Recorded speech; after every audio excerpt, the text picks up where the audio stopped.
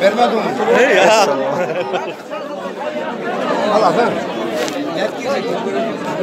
Maşın masrafı olsa bir tane nakal vurup ayrılmalı mı yani?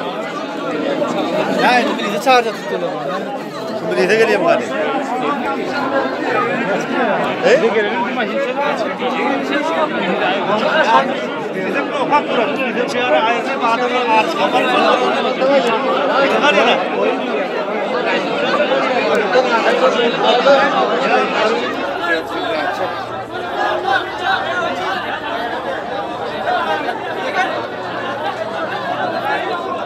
O öyle yetemem mümkün.